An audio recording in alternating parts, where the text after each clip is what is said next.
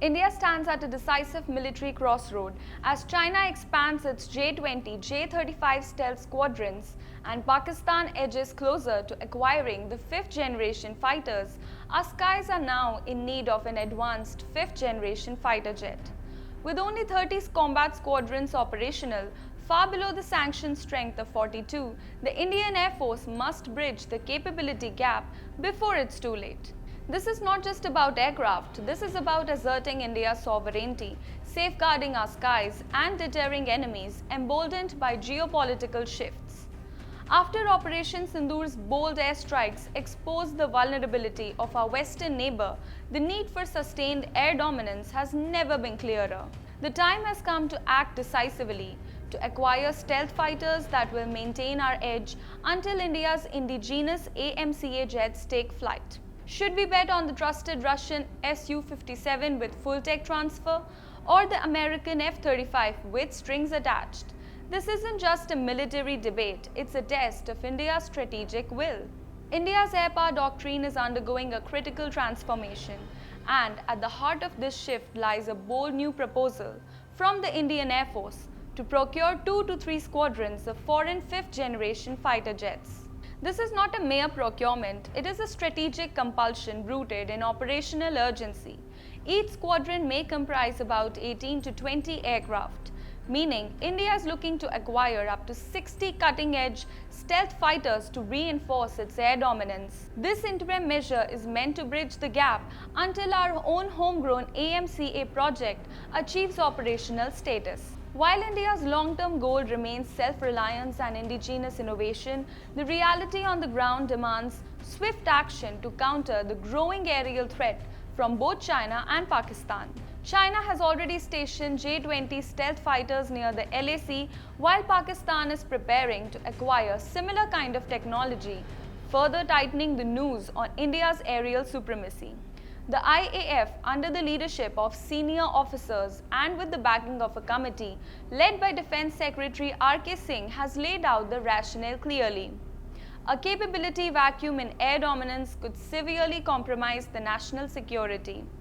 In this multipolar and volatile world where borders are threatened not just by foot soldiers but by high-tech drones, cyber warfare and stealth strikes, India cannot afford to be reactive. It must be prepared. The IAF's proposal is not just about plugging a gap, but about future-proofing our skies during a critical transitional phase. Our indigenous AMCA project, though promising, is still years away from producing a combat-ready platform. With operation deployment of the AMCA unlikely before 2035, India needs a fifth-generation stopgap solution now.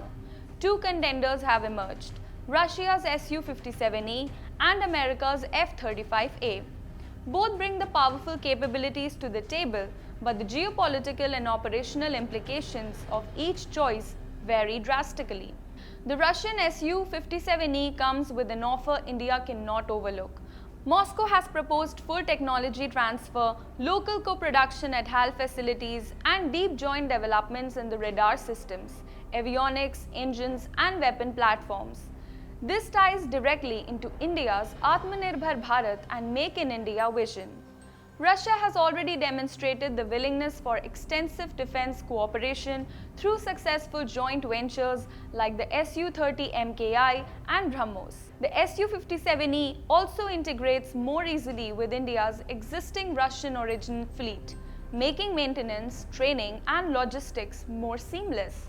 More importantly, the platform enhances our technological base, supporting AMCA's eventual development by allowing Indian scientists and engineers to gain experience with real-world fifth-generation systems. In contrast, the US F-35A Lightning II is a battle-proven machine, boasting cutting-edge stealth, network-centric warfare capabilities, AI-assisted avionics, and seamless integration into NATO command structures. However, this platform comes with geopolitical baggage.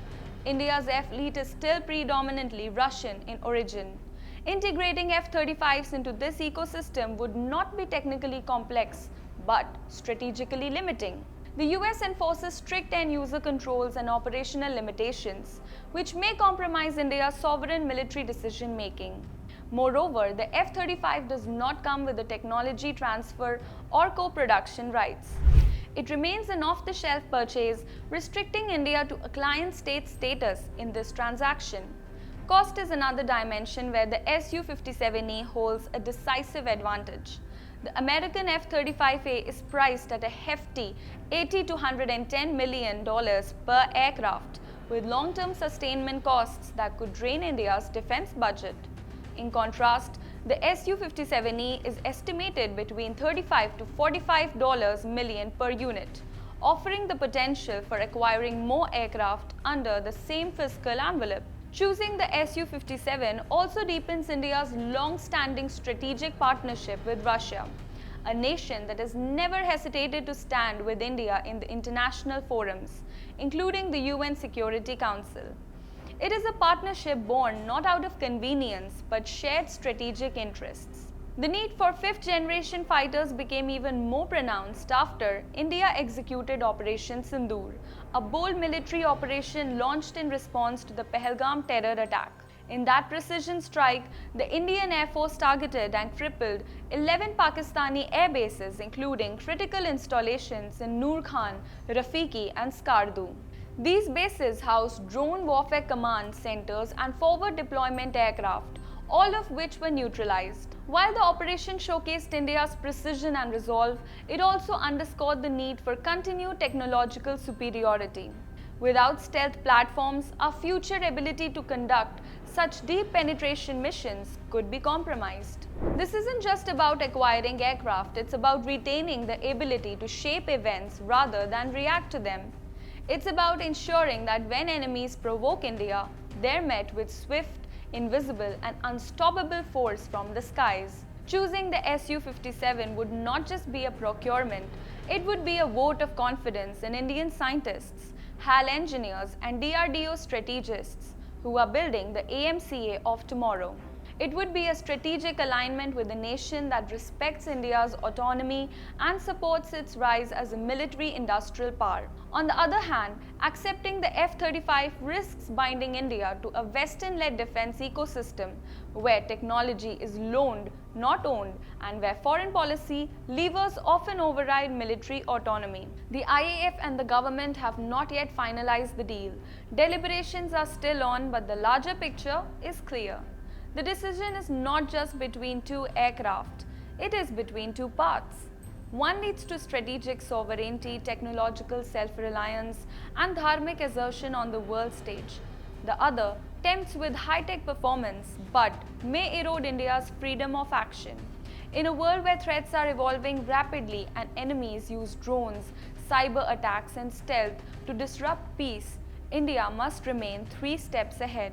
The nation watches as the government weighs its options. Whatever the final choice, it must ensure that India's skies are protected not just for today, but for generations to come.